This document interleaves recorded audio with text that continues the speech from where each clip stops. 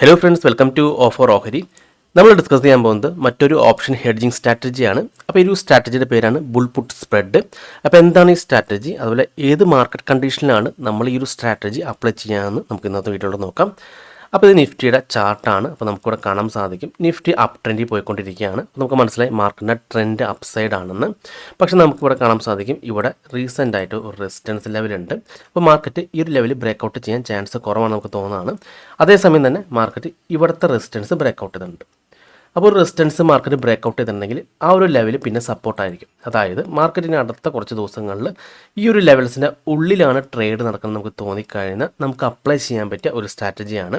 അപ്പോൾ ഈ ഒരു സ്ട്രാറ്റജി അനുസരിച്ച് നമ്മൾ അടുത്ത മണിയിലുള്ള പുട്ട് ഓപ്ഷൻ സെല്ല് ചെയ്യും, അതേപോലെ തന്നെ ഔട്ട് ദ മണിയിലുള്ള പുട്ട് ഓപ്ഷൻ ബൈ ചെയ്യും. അപ്പോൾ നമ്മൾ ഹെഡ്ജ് ചെയ്ത് വയ്ക്കുന്ന കാരണം തന്നെ ഈ ഒരു ലെവൽസിൻ്റെ ഉള്ളിൽ മാർക്കറ്റ് എക്സ്പയറിക്ക് ക്ലോസ് ചെയ്യുകയാണെങ്കിൽ നമുക്ക് പ്രോഫിറ്റ് ആയിരിക്കും. അപ്പോൾ നമുക്ക് എങ്ങനെയാണ് ഈ ഒരു സ്ട്രാറ്റജി ക്രിയേറ്റ് ചെയ്യാൻ നമുക്ക് നോക്കാം. അപ്പോൾ നമുക്കിവിടെ കാണാൻ സാധിക്കും ബുൾ പുട്ട് സ്പ്രെഡ്. അപ്പോൾ 24,150 പുട്ട് ഓപ്ഷനാണ് ഇപ്പോൾ അഡ്ഡ മണി നിൽക്കുന്നത്. അപ്പോൾ അത് സെല്ല് ചെയ്യാം. അതിനുശേഷം 24,000 പുട്ട് ഓപ്ഷൻ നമ്മൾ ബൈ ചെയ്യാം. ഇപ്പോൾ നമുക്ക് മാർജിൻ ബെനിഫിറ്റ് കിട്ടണമെങ്കിൽ നമ്മൾ ആദ്യം തന്നെ 24,000 പുട്ട് ഓപ്ഷൻ ബൈ ചെയ്യാം. അതിനുശേഷം 24,150 പുട്ട് ഓപ്ഷൻ സെല്ല് ചെയ്യാം. അപ്പോൾ നമുക്ക് മാർജിനായിട്ട് വരുന്നത് 47,000 രൂപയാണ് മാർജിൻ കാണിക്കുന്നത്. ഇതിൻ്റെ പ്രോബബിലിറ്റി ഓഫ് പ്രോഫിറ്റ് എന്ന് പറയുന്നത് 52%. ഇനി മാക്സിമം പ്രോഫിറ്റ് 4,466 വന്നിരിക്കുന്നത്. അപ്പോൾ എങ്ങനെയാണ് ഈ ഒരു 4,466 വന്നതെന്ന് നമുക്ക് നോക്കാം. നമ്മളിവിടെ ഓപ്ഷൻ സെല്ല് ചെയ്ത് 24,150 പുട്ട് ഓപ്ഷൻ സെല്ല് ചെയ്ത് 132.15. അപ്പോൾ നമ്മൾ 132.15 നമുക്ക് പ്രീമിയം കിട്ടിയിട്ടുണ്ട്. നമ്മളിവിടെ 24,000 പുട്ട് ഓപ്ഷൻ ബൈയും ചെയ്തിട്ടുണ്ട്. അത് നമ്മൾ 72.60 മുടക്കിയിരിക്കുന്നത്.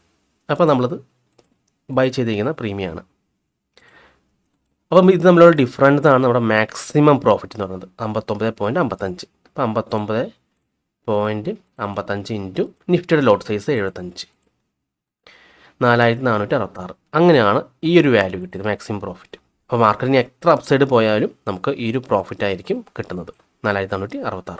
ഓക്കെ, ഇത് നമുക്കിവിടെ ബ്രേക്ക് ഈവൻ കാണുന്നുണ്ട്, അതായത് 24,091. അപ്പോൾ 24,091 മുകളിൽ മാർക്കറ്റ് ക്ലോസ് ചെയ്യുകയാണെങ്കിൽ നമുക്ക് പ്രോഫിറ്റ് ആയിരിക്കും.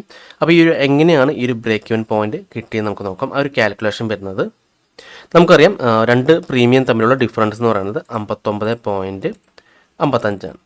മൈനസ് നമ്മൾ സെല്ല് ചെയ്തിരിക്കുന്ന പ്രീമിയം 24,150.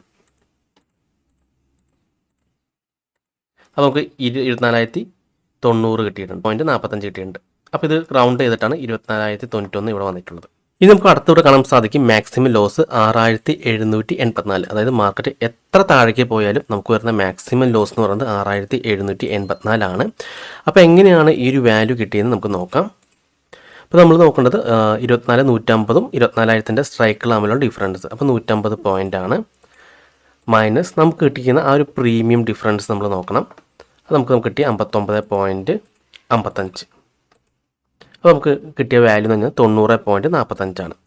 അപ്പോൾ ഈ 90.45 ഇൻറ്റു 75. അപ്പോൾ ഇതാണ് നമ്മുടെ മാക്സിമം റിസ്ക് എന്ന് പറയുന്നത് 6,783.75. ഓക്കെ, അത് റൗണ്ട് ചെയ്തിട്ടാണ് 6,784 വന്നിരിക്കുന്നത്.